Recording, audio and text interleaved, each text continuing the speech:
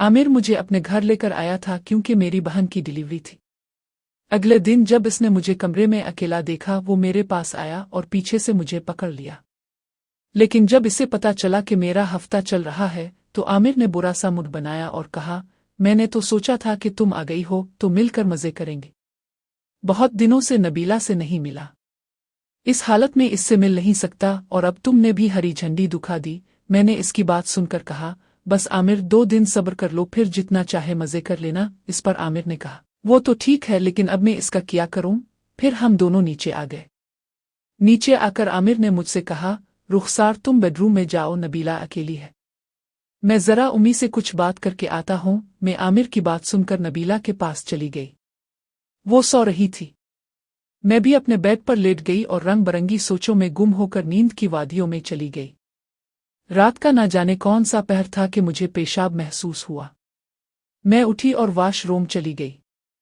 वापस आने पर मैंने देखा कि बेडरूम का दरवाज़ा अभी तक खुला था। जब मेरी नज़र नबीला के बेड पर गई तो वो अकेली सो रही थी, जबकि आमिर का कोई पता नहीं था। मैंने सोचा कि आमिर कहाँ है। फिर मुझे याद आया कि जब हम नीचे आए थे तो आमिर ने कहा था कि वो आंटी नसीम से कुछ बात करने उनके कमरे में जा रहा है। मैंने सोचा कि ऐसी क्या बात है जो अभी तक खत्म नहीं हुई, जाकर देखती हूँ। यही सोचकर मैं आंटी नसीम के बेडरूम की तरफ बढ़ी। करीब जाकर देखा तो अंदर से हल्की रोशनी दरवाजे की दर्जों से छन कर बाहर आ रही थी। मैंने दरवाजे पर हाथ रखा तो वो खुला हुआ था। हल्का सा धक्का देने से दरवाज़ा खिल गया। मैंने अंदर झांक कर देखा तो वहां कोई नहीं था, अलबत्ता बेड पर और उसके नीचे आंटी नसीम और आमिर के कपड़े पड़े थे। एक तरफ आंटी की बनियान भी रखी थी। ये देखकर मैं हैरान हो गई कि ये दोनों कहाँ हैं जबकि उनके कपड़े यहाँ पड़े हैं। क्या दोनों ने एक साथ एक ही जगह कपड़े उतारे? और ये दोनों कहाँ गए? मैं उन्हीं सोचों में गुम थी कि कमरे के साथ बने वॉशरूम का दरवाज़ा खुला और आंटी नसीम बाहर निकले। उनके पीछे आमिर भी आया। ये सारा माजरा देखकर मैं सुन हो गई। मैंने सोचा, उफ, ये मैं क्या देख रही हूं। आंटी नसीम बोले, आमिर बस करो। क्या दिल नहीं भरा जो फिर से शुरू हो गए। वो लंबे लंबे सांस ले रही थी। फिर उन्होंने कहा, अब बता सायरा को कब मिलाओगी? ये सुनकर मैं हैरान हो गई कि आमिर की नज़र मेरी अम्मा पर भी है। आमिर की बात सुनकर आंटी नसीम ने कहा, बस थोड़ा सब्र कर ले, तेरे मामों ने इसे राजी कर लिया है। जैसे ही मौका मिलेगा मैं इसे तुम्हारे पास ले आऊंगी। और फिर आंटी नसीम ने कहा, अपना वादी याद है? आमिर ने कहा था कि वो सायरा का इफ्तिताह करना चाहता था। इसके लिए रुखसार को तैयार करने का काम आमिर और नबीला के सुपुर्द किया गया था। सायरा तो शादी से पहले ही सत्तार को पसंद करती थी, लेकिन अपने बाप और दादा की जिद की वजह से इसकी शादी रुखसार के अब्बा से हो गई थी। लेकिन सत्तार को ये बात हज़म ना हुई और सायरा की शादी के कुछ अरसे बाद उनका अफेयर दोबारा शुरू हो गया।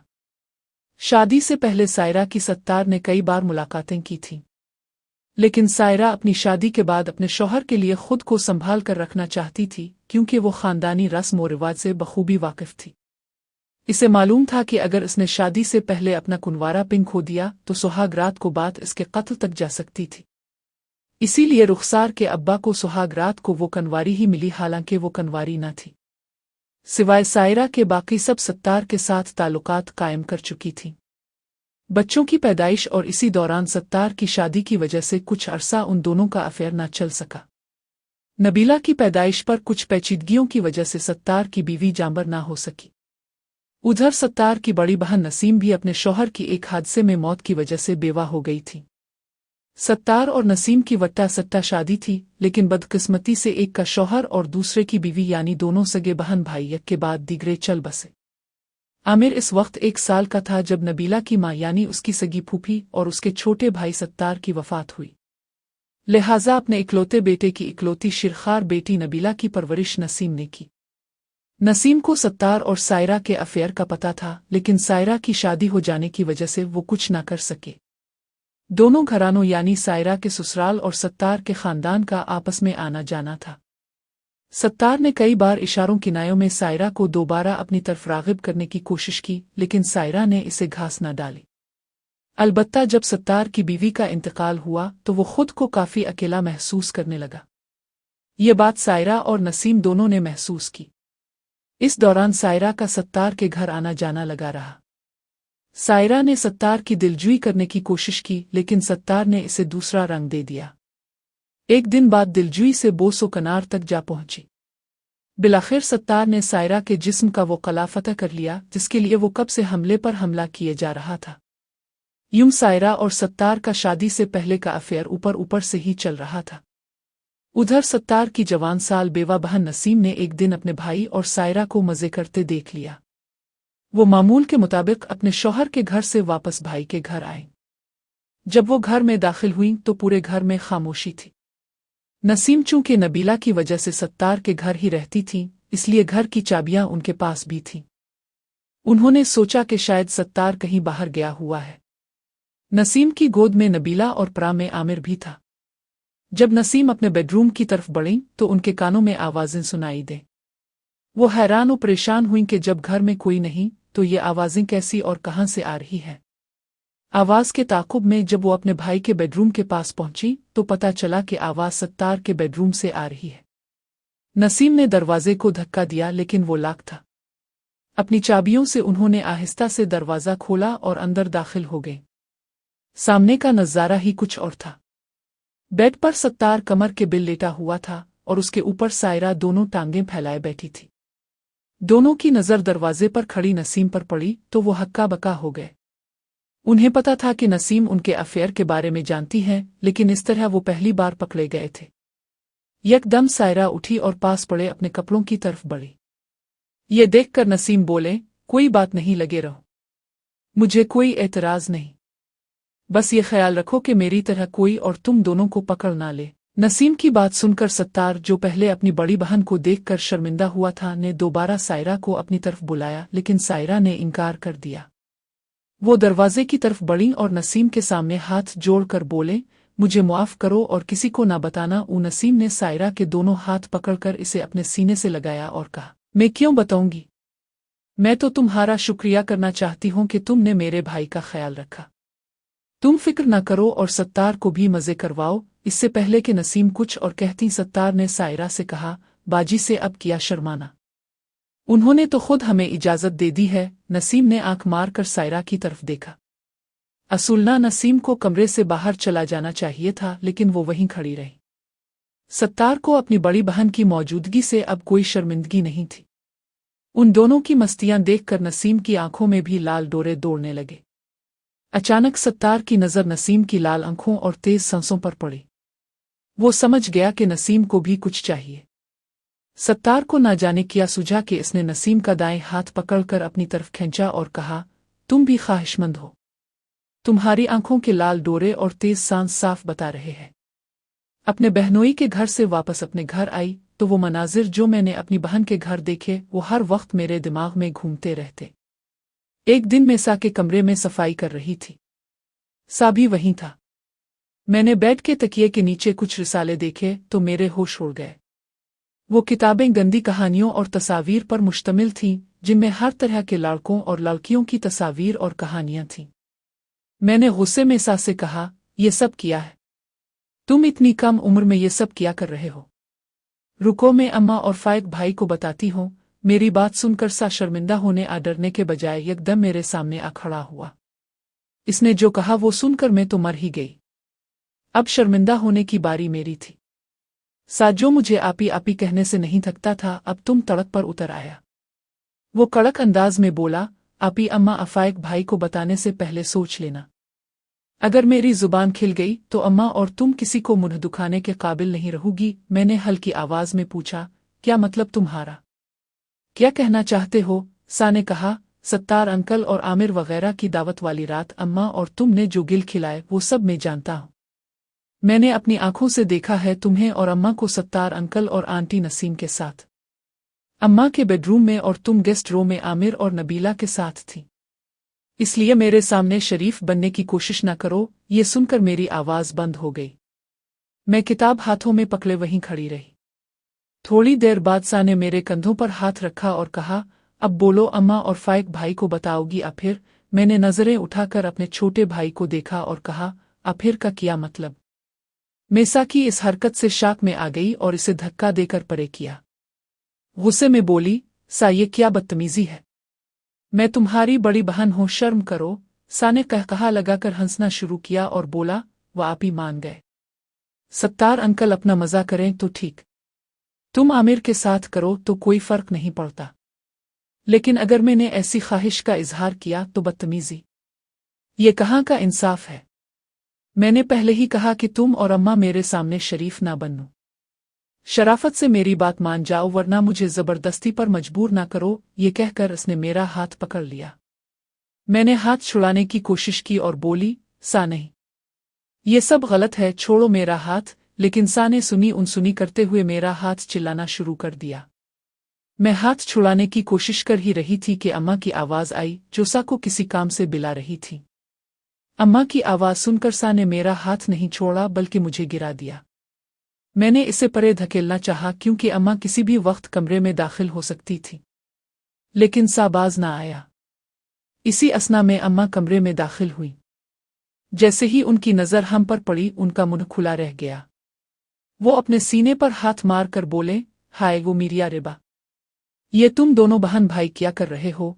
इससे पहले कि अम्मा अपनी जूती की तरफ हाथ बुड़े, अत्सा ने अपनी हरकत बंद की और अम्मा की तरफ देखकर बोला, अम्मा ज्यादा शोर ना करो, देख नहीं रही मैं क्या कर रहा हूँ? ये सुनकर अम्मा आग बगूला हो गईं और जूती उठाकर सा को मारने के लिए हाथ बढ़ाया। सा ने जूती पकड़ ली और कहा, ज्यादा शरीफ ना बनो, मुझे तुम्हारे सारे काले करतूतों की खबर है। ये तेरी लाडली भी तुझ पर ही गई है। तुम दोनों की खैर इसी में है कि मेरी बात मान लो वरना अंजाम बहुत बुरा होगा। अम्मा ये सुनकर मेरी तरह शाक हो गईं और बोले, गंदे कौन से काम? सा ने कहा, वही करतूत जो तुम शर्फू और सत्तार के साथ करती हो और ये तुम्हारी बेटी आमिर के साथ। अब आई समझ। अम्मा ये सुनकर साबुन के झाग की तरह बैठ गईं और आहिस्ता से बोले, अब ये किसी और को ना बताना। तुम भी जवान हो गए हो, लेकिन ये तो ख्याल करो कि ये तुम्हारी बड़ी बहन है। सा ने वही जवाब दिया जो मुझे दिया था, अम्मा नसीम सत्तार अंकल की बड़ी बहन है। अगर वो दोनों ये सब कर सकते हैं तो हम क्यों नहीं? वैसे भी इसे चोट लग गई है, अगर बाहर जाकर मुन मारेगी तो हमारी बेइज्जती होगी। इसलिए घर की बात घर में ही रहे और मैं भी बाहर की औरतों के साथ करने से बच जाऊंगा। ये सुनकर अम्मा ने मेरी तरफ देखा और बोले, रुखसार तुमने कब ये चांद चढ़ाया? बजाय मेरे सा बोला, ये चांद सत्तार और आमिर वगैरह की दावत वाले दिन चढ़ा जब तुम सत्तार के साथ अपने बेडरूम में कर रही थी और ये नबीला और आमिर के साथ अपनी मस्तियों में मशगूल थी। मैंने तुम सब का नाच अपनी आंखों से देखा है। ये सुनकर अम्मा की स्टी गुम हो गई। इस दौरान सा मेरे ऊपर से उठ चुका था और मेरा हाथ जो इसके जिस्म पर था अब आजाद हो गया था।